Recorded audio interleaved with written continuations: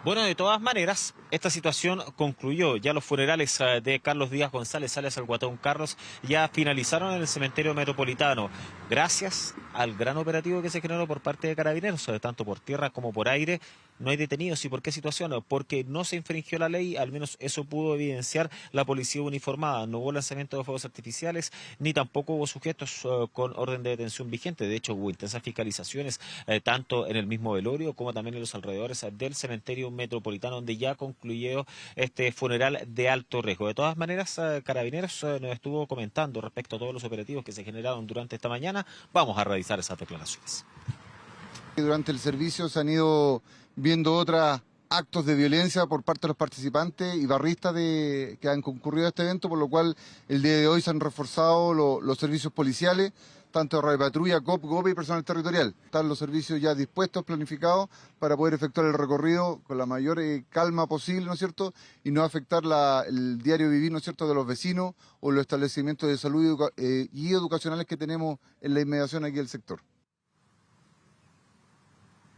Exactamente, no hubo ninguna suspensión de clases, a diferencia de Pedro Aguirre Cerda durante los últimos días, no hubo cierre de diversos centros de salud. Ya esto concluyó y en paralelo continúa la investigación, porque alias el Guatón Carlos fue asesinado el sábado pasado. Hay varias teorías, pero habría sido un crimen por encargo, un ajuste de cuentas. Es parte de la investigación que está desarrollando la Brigada de Homicidios de la Policía de Investigaciones en medio de este funeral de alto riesgo que había terminado con la vida de alias el Guatón Carlos, barrista de Colo-Colo, que situación que ha mantenido la polémica tanto el Estadio Monumental como también la población José María Caro de la comuna de Los Pejos, donde afortunadamente, al menos durante esta jornada, a diferencia de las pasadas que hubo disparos y fuegos artificiales, fue con completa tranquilidad y normalidad gracias al copamiento que realizó la policía uniformada. Andrés. Sí, afortunadamente una jornada más tranquila en la comuna de Los Pejos. Fabián Collado, muy buenas tardes. Nos trasladamos hasta la región de Valparaíso. Información también policial. Comenzó el juicio contra el denominado abogado del metanol, quien es acusado de envenenar a sus víctimas para cobrar seguros de vida. Mónica Holguín nos cuenta esta historia, un asesino en serie para muchos, una historia realmente escalofriante. Mónica, ¿cómo te va? Buenas tardes.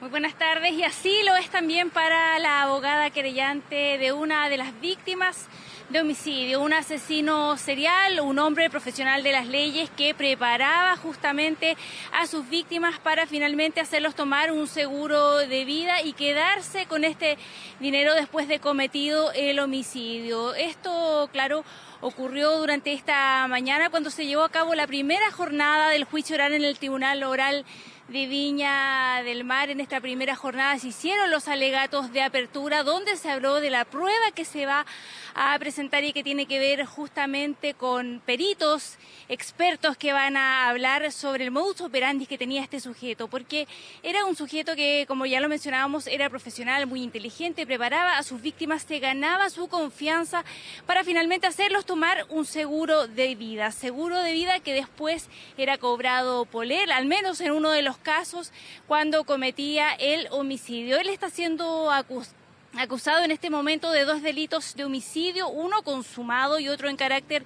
de frustrado, ambos en calidad de autor y además a fraude al seguro de vida. Justamente también hay un abogado querellante por parte de la aseguradora porque él habría cobrado 109 millones de pesos de una de las víctimas y justamente pudimos hablar con las hijas de una de ellas. ¿Cómo se descubre este crimen? Es porque esta mujer, luego de reunirse con él para poner fin a un vínculo laboral, comienza a presentar un cuadro estomacal muy fuerte, termina en el hospital y finalmente fallece el día 7 de julio del año 2018. Es posterior a ello en que el médico le pide a una de las hijas que revise cómo se había alimentado esta mujer, porque era un cuadro demasiado agresivo que primeramente se pensó podría ser meningitis. Es ahí cuando ella detecta unos mensajes de WhatsApp, unos audios que tenía esta mujer, la fallecida, con este abogado en que le insinuaba que él le había echado algo al trago. Y claro, es lo que sostiene la Fiscalía, que habría sido esta sustancia incolora, el metanol, y que finalmente le habría provocado la muerte. Pudimos hablar con ellas, escuchemos sus palabras. El público los ha calificado como el delito de homicidio calificado del artículo 391, número 1 del Código Penal, en grado de frustrado del primero, consumado del segundo, con las circunstancias primera y tercera en este caso. Esto es alevosía y por medio de veneno. Se le atribuye participación en calidad de autor. Es un acusado ilustrado en el sistema legal y judicial. El acusado es abogado. Estimamos que hizo uso de su inteligencia en la comisión de los ilícitos, que programó con anticipación los ilícitos. Claro, un imputado ilustrado para el Ministerio Público, un asesino serial para la querellante de la víctima que falleció, como les comentaba, el año 2018. Nosotros ya les decía, pudimos hablar con sus hijas, quienes han debido sufrir este calvario. Muchas de ellas son varias hijas que han llegado acá hasta este lugar y se han tenido que enfrentar por primera vez cara a cara con este sujeto, con este abogado que la hizo tomar a su madre un seguro de vida para finalmente cobrarlo más de 100 millones de pesos. Y no sería la primera vez, porque habrían otras víctimas. De hecho, él habría sido investigado ya en el año 97 con una causa, también además de otras víctimas en el año 2004 y 2012, que es el que está incluido en esta acusación, además de la víctima del 2018. Pudimos hablar con sus hijas, esto fue lo que nos dijeron. Encontré unos audios de WhatsApp en el teléfono de mi mamá, en los cuales ella le insistía que él le había dado algo en el trago. Habían salido a tomar un trago el día anterior y mi mamá llegó a la casa, no se podía las piernas, vomitó todo el día, estuvo todo el día así hasta más o menos las 2 de la mañana, que la llevaron de urgencia porque ya había perdido la vista, no alcanzaba a verse sus manos. Él planeó todo para darle fin a la vida de mi mamá. Y sí, pues por el whisky le echó un veneno para poder eliminarla y poder cobrar toda esa plata que él tenía en el seguro. Claro, es una persona ilustrada, ya lo decíamos, está siendo procesado en este caso, solo en esta acusación, por 2 delitos, uno de homicidio frustrado, uno consumado, ambos en calidad de autor. El Ministerio Público está pidiendo el presidio perpetuo calificado por estos delitos y además 3 años y 1 día por fraude al seguro de vida que él habría tomado justamente luego de cobrar este monto de dinero. Si el tribunal lo considera así, lo sabremos a lo largo del desarrollo del juicio, que está pensado para 12 días hábiles, y posteriormente podremos tener acceso también a los alegatos de clausura, veredicto y condena para saber cuál es el desenlace final de este juicio en contra del denominado abogado del metanol. Mónica Holguín, muchas gracias por el completo informe desde la región de Valparaíso. Buenas tardes.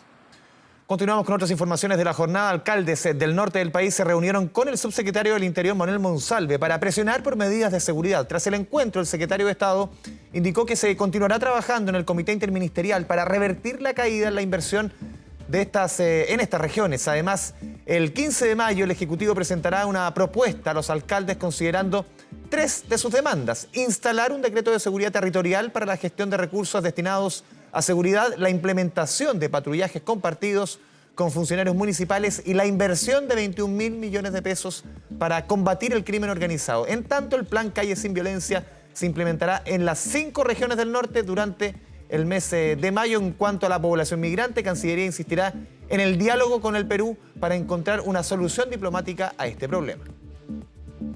Estos ciudadanos hoy día están entre la policía peruana y la policía chilena. La policía peruana no lo deja entrar y quedan prácticamente en la línea de la Concordia. Pero esto se resuelve conversando. Y por tanto, por eso es que ayer informó el canciller que a través de la subsecretaría de Relaciones Exteriores se estaban ayer llevando adelante conversaciones con Perú, con el objeto de poder dar una salida diplomática al conflicto que ambos países están enfrentando en la frontera. Aumento en la flota de buses, mayores fiscalizaciones y un trabajo coordinado en todo el transporte público. Eso fueron parte de los anuncios realizados por la autoridad de cara a las elecciones del próximo 7 de mayo, quedan 11 días. Todo en medio de la duda por si el metro será gratuito o no ese día. Dani Linares con todos los detalles. Don Dani, buenas tardes. En compás de espera, ¿qué va a pasar con la gratuidad eventual en servicios ferroviarios? En jornadas electorales anteriores ha ocurrido que en servicios de tren central y también en Metro de Santiago, aquí en la región metropolitana, ha ocurrido finalmente esta gratuidad. Sin embargo, para esta oportunidad todavía no ha sido anunciado ni confirmado por las autoridades del Ministerio de Transporte, señalando que finalmente habrá un anuncio por parte del presidente de la República en esa línea para ver finalmente si se concreta lo que en jornadas pasadas de elecciones venía siendo la tónica, la gratuidad en servicios ferroviarios para poder garantizar que todas las personas puedan acceder a sus locales de votación de la mejor manera posible. Eso sí, se ha coordinado un plan especial para disponer de la mayor cantidad de buses posible y actuar en un día domingo, donde en general la flota es mucho menor a una jornada de día hábil, como si este fuera un día hábil, y así poner, por ejemplo, aquí en Santiago más de 5.500 buses circulando en superficie y generar también la posibilidad de las personas prefieran el transporte público para llegar a los diferentes locales de votación que han sido georreferenciados por el servicio electoral, para precisamente disminuir los tiempos de desplazamiento y generar mayor facilidades a todos los electores que entendemos deben concurrir de forma obligada esta vez a las urnas, ya que el voto es obligatorio, es un derecho y un deber poder participar de estas elecciones. Junto con eso se ha dispuesto por parte del Ministerio de un sitio web donde las personas podrán revisar su local de votación y así planificar su viaje para ver qué servicios son los que más les acomodan, más les sirven en esa jornada de día domingo. Vamos a revisar el detalle de la planificación del Ministerio de Transporte de cara a la jornada de elecciones del próximo 7 de mayo. Serán autoridades como el presidente de la República que podrá anunciar si es que hay o no gratuidad respecto de un beneficio como este. Lo que nos corresponde a nosotros como Ministerio de Transporte es estar preparados para recibir una instrucción de esas características y, como dije, estamos coordinados a nivel del país y tendremos un despliegue territorial importante. La flota estimada superará los 5.000 buses. El horario de mayor afluencia se espera entre las 8:30 y las 12:30 y esperamos entonces que las personas consideren el transporte público como un medio seguro y accesible para este día que es tan importante para nuestro país. En cada uno de los locales de votación vamos a estar instalados con servicios de orden y seguridad para entregarle tranquilidad y seguridad a las personas para que vayan a cumplir con su deber cívico. Y además de esto vamos a tener servicios de tránsito con la finalidad de que el acceso a los locales de votación sea lo más expedito posible. Vamos a tener especial consideración con personas de la tercera edad, con personas que tengan movilidad reducida, con la finalidad de que el proceso sea lo más expedito y lo más fácil posible.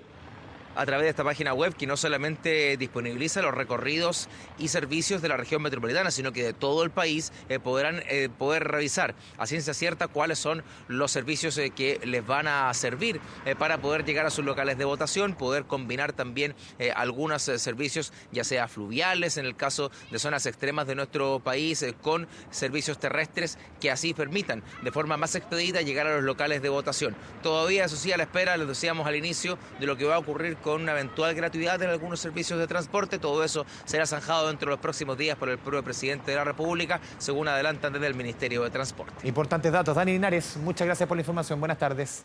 1:37 nos vamos a la pausa y al regreso toda la información del mundo aquí en 24 tarde.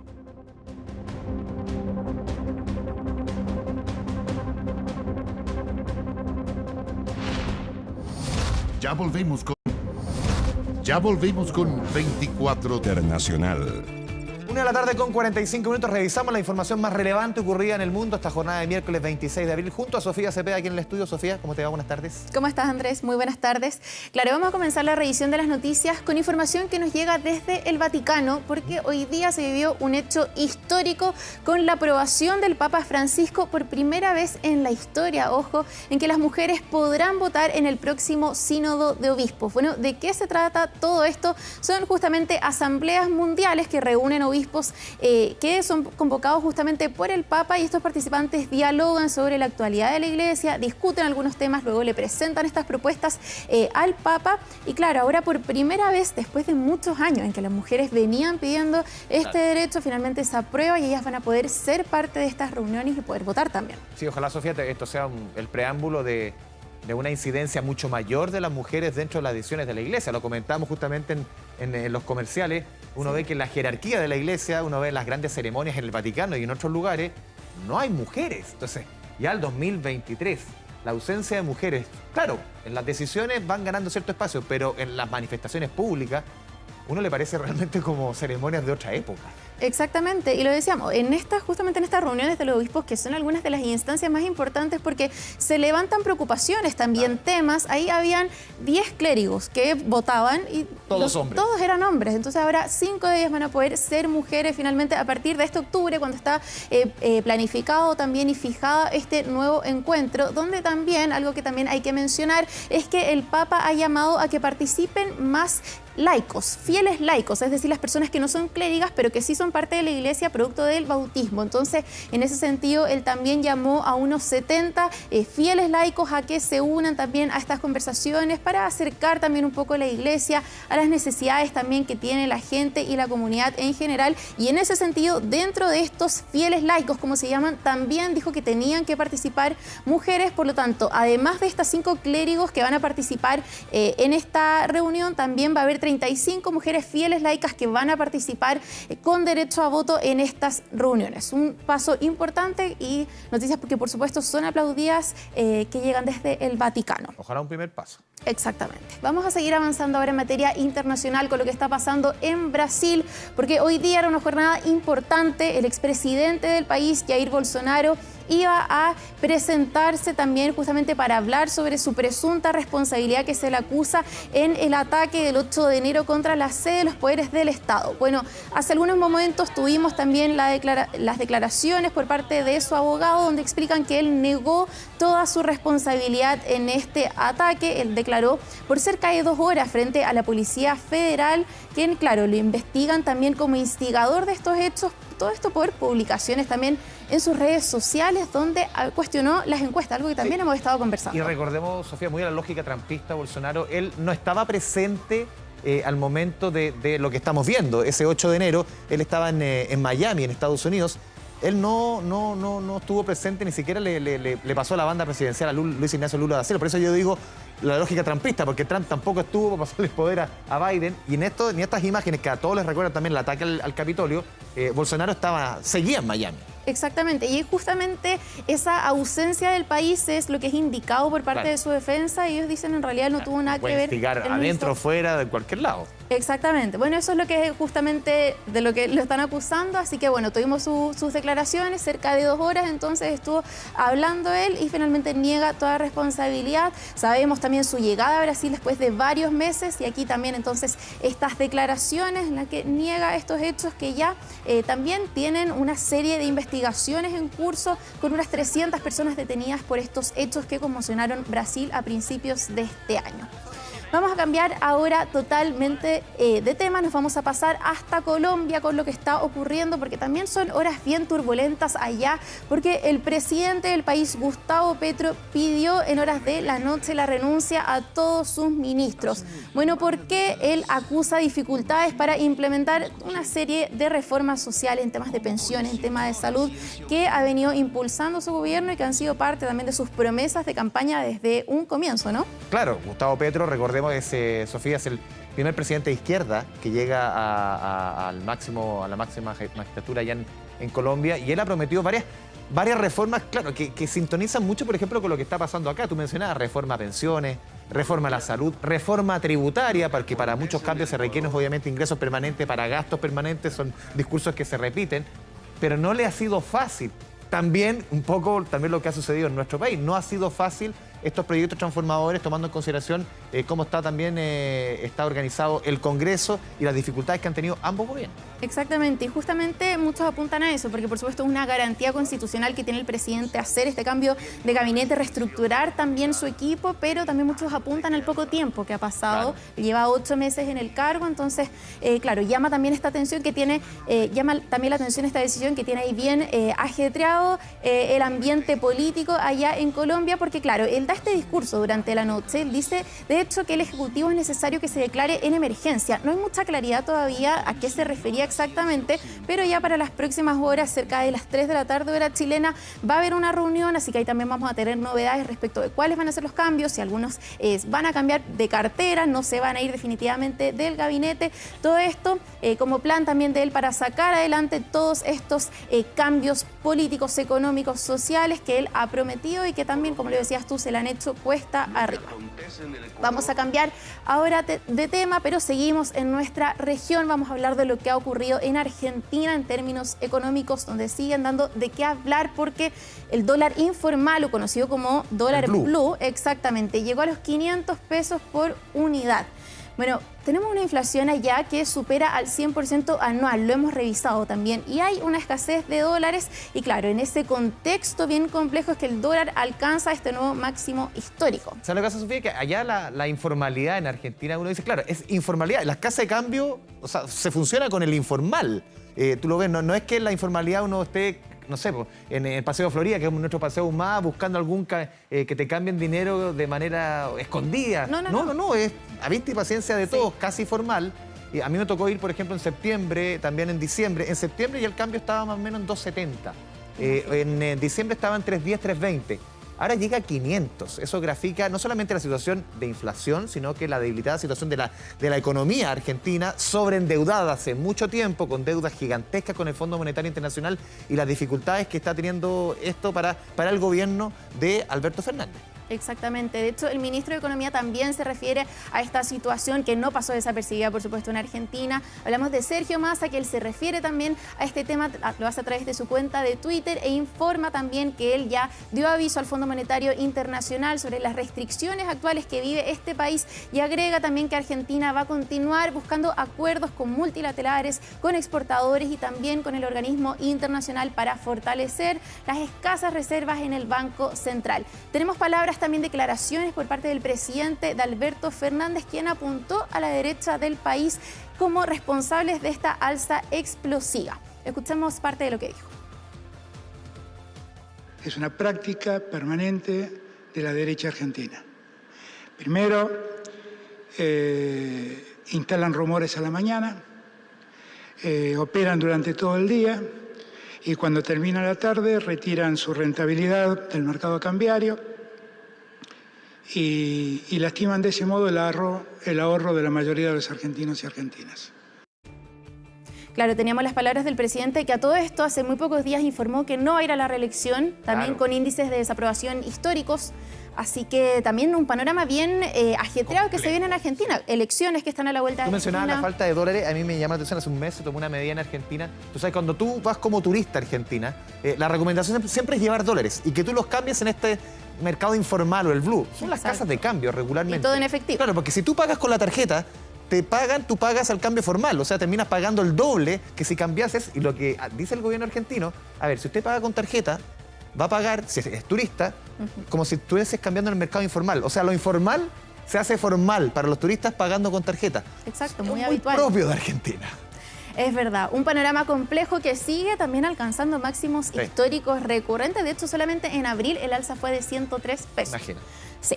Vamos a avanzar ahora, vamos a cambiar totalmente de continente, de tema, con lo que está ocurriendo en España, con estos eventos meteorológicos extremos que hemos visto cómo azotan distintos puntos de nuestro planeta. Ahora el país europeo está atravesando una ola de calor récord para el mes de abril, donde sabemos ellos están en plena primavera. ¿Cierto?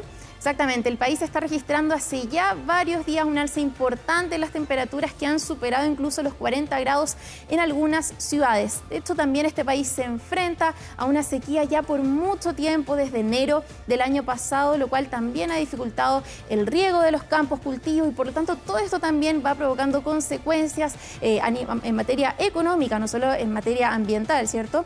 Y también posibles cortes en abastecimiento de agua. Un panorama complejo que se da en España, donde recién están en la primavera. Sí, incluso uno lo veía también en el invierno, Sofía, recuerdo imágenes también, reportes de ustedes respecto al tema internacional. En España, País Vasco, por ejemplo, 25 grados. En pleno verano, algo extrañísimo para esa época del año. Exactamente, y es lo que han venido diciendo los expertos, que finalmente estos eventos extremos van a ser cada vez más frecuentes, cada vez más intensos también. No solo vemos calor en algunas zonas, vemos frío extremo. España, de hecho, también ha sido azotada por estos incendios forestales, por lo tanto también la temporada que se avecina, el verano, también va a estar complejo con estos primeros avisos que da con temperaturas extremas.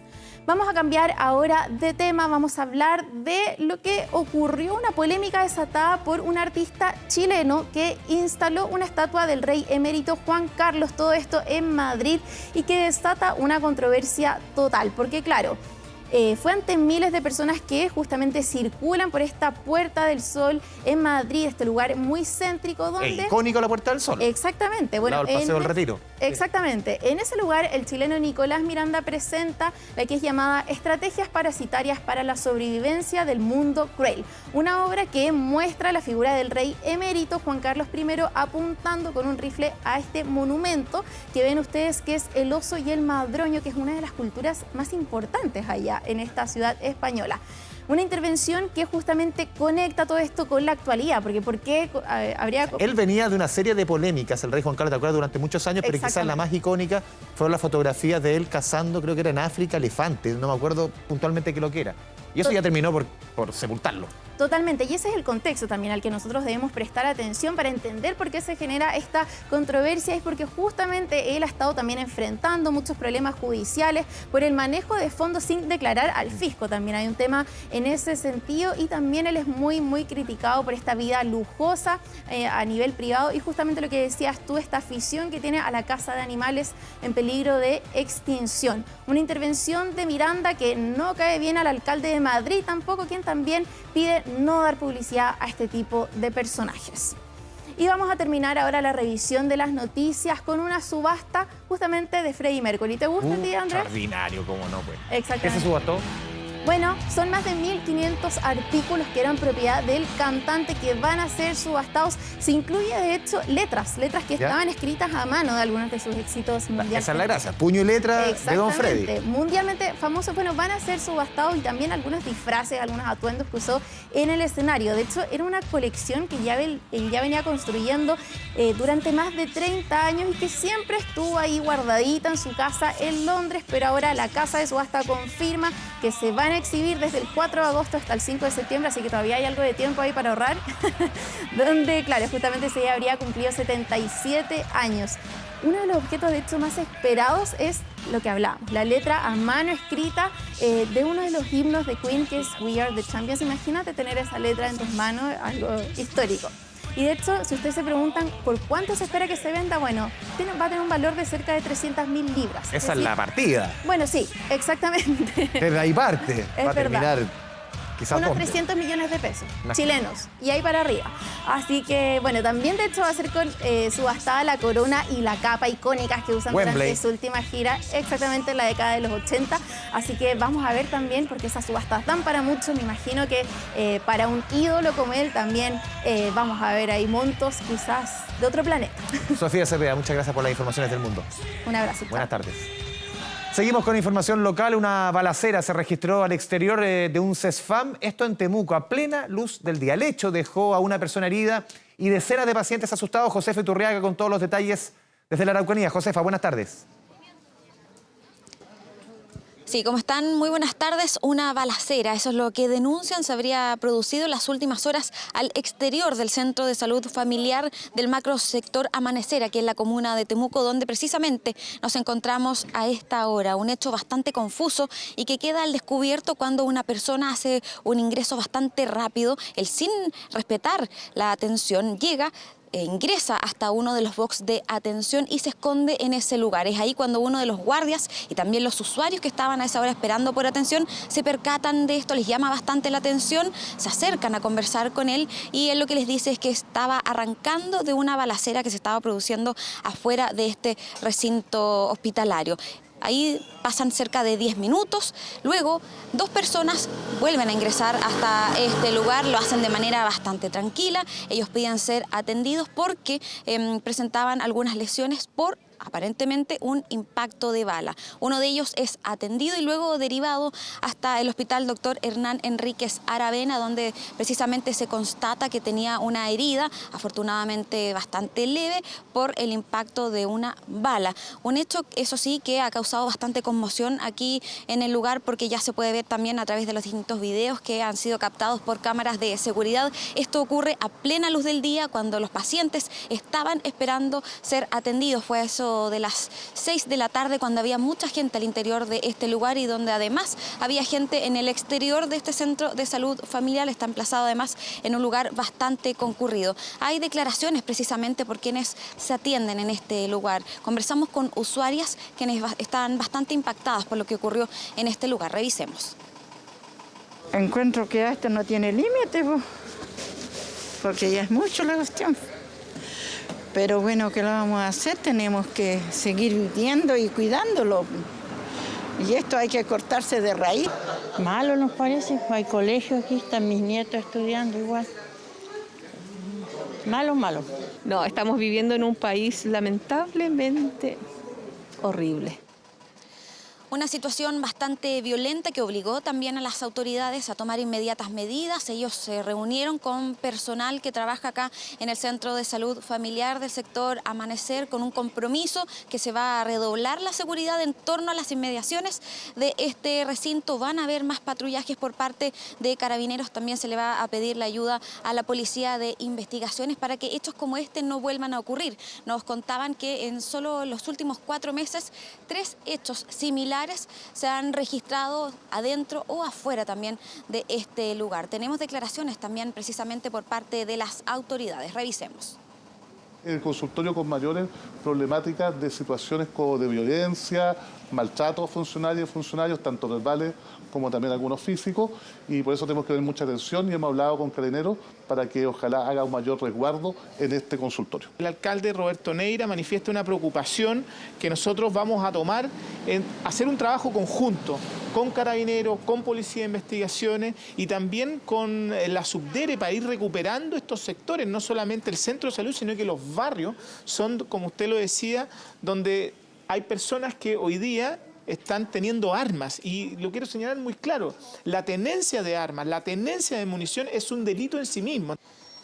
Hasta el momento no es posible confirmar el calibre de la bala que se habría utilizado, considerando que uno de estos impactos habría llegado hasta la reja de este recinto. Esto está todavía siendo investigado por parte del Laboratorio de Criminalística de Carabineros, el que confirmó que hasta el momento no se han encontrado vainillas. Sin embargo, sigue todo esto en desarrollo en busca de determinar qué fue realmente lo que ocurrió en este lugar con esta balacera, entonces, que deja a una persona con heridas leves, pero también, y lo más grave, a muchas personas y también a los propios funcionarios del área de la salud con bastante temor, considerando el nivel de violencia de lo que ocurrió aquí al exterior del Centro de Salud Familiar del sector Amanecer de Temuco.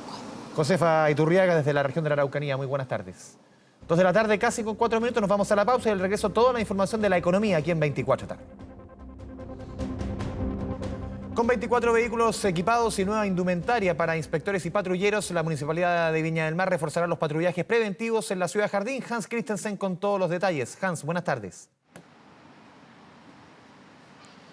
Hola, ¿qué tal? ¿Cómo están? Muy buenas tardes. Claro, es una noticia que hemos querido poner también en común, ir conversando con los vecinos de los distintos barrios de Viña del Mar. Nosotros hemos estado conversando con particularmente los comerciantes, por ejemplo, los vecinos, quienes caminan aquí por el barrio Poniente, y es una medida que agradecen. Son 24 camionetas de último modelo que van a llegar a robustecer todo lo que tiene que ver con el patrullaje y la seguridad ciudadana acá en los cerros de la Ciudad Jardín, pero también en el plan. Se ha hablado de un trabajo coordinado entre este ente municipal y también Carabineros. De hecho, parte de las imágenes, por ejemplo, el monitoreo que se va a estar haciendo, por ejemplo, de las calles céntricas, pero también de los cerros, es en una central que comparten ambas instituciones, y de allí también parte de este trabajo mancomunado. En estas camionetas se nos ha dicho que incluso ya se va a comenzar a trabajar en un plan de patrullaje mixto, en donde van a haber funcionarios municipales manejando, por ejemplo, estos vehículos, pero también podría haber eventualmente solamente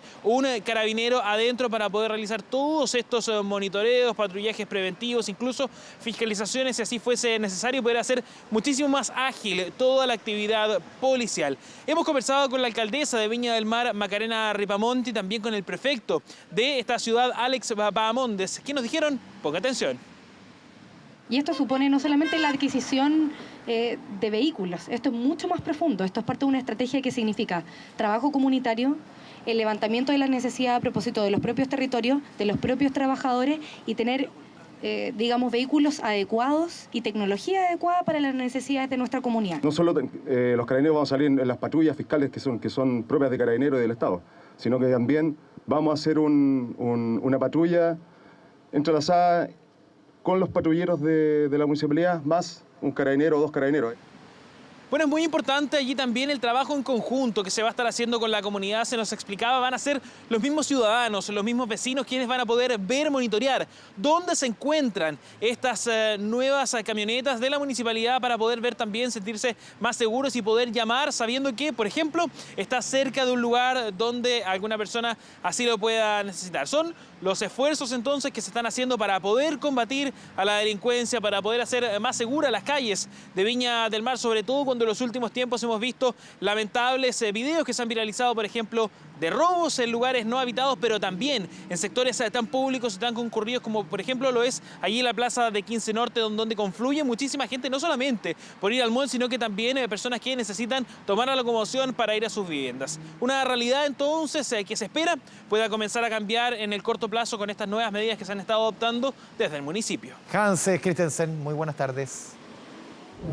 Tu bolsillo.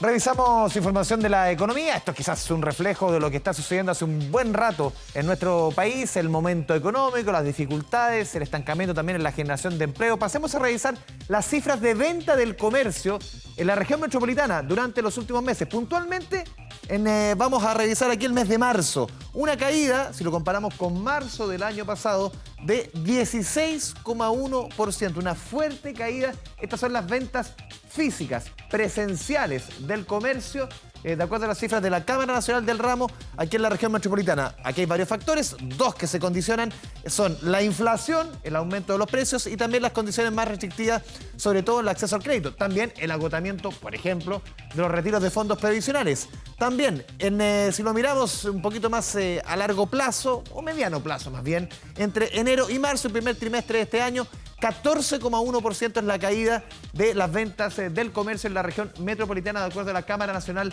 de Comercio. Vamos con la siguiente gráfica. Lo decíamos, 9 meses consecutivos de caídas. 9 meses, 3 trimestres consecutivos de caídas de las ventas.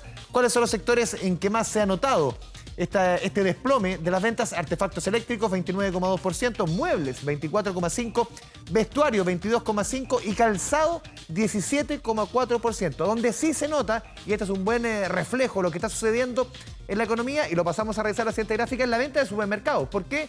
Porque son muchas veces productos de absoluta necesidad de todos los hogares. Lo vemos acá. La venta de supermercados en marzo cayó un 8,5%. Lo pasamos a revisar en la siguiente estación. Si lo vemos por rubros dentro del supermercado, por sectores de venta, abarrotes, una caída de 15,9%, y los productos perecibles, una caída en 12 meses de 3,6%. Las cifras del comercio, las malas cifras del comercio, por lo menos en la región metropolitana, en el mes de marzo y el primer trimestre, las siguientes declaraciones.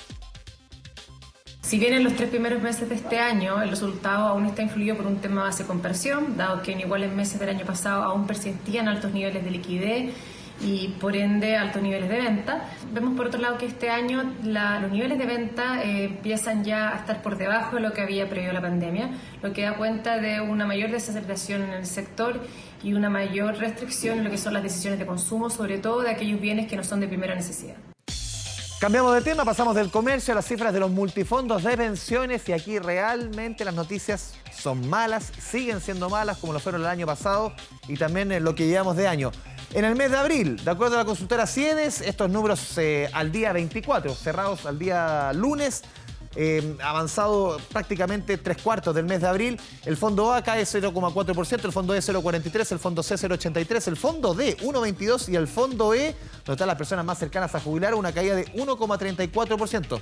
Si vemos lo que ha sido este año 2023, aciago, nuevamente por segundo año consecutivo para el fondo A, B y C. El A cae 5,17, el B 3,76, el C 2,72. Remarco aquí sobre todo estos tres que tuvieron un 2022 muy malo. Vuelve a ser otro año muy negativo. El fondo D, una caída de 2,02% y el fondo E 1,54%. ¿Qué es lo que está pasando en abril? ¿Qué es lo que ha pasado en el año? ¿Qué va a pasar? Revisamos declaraciones.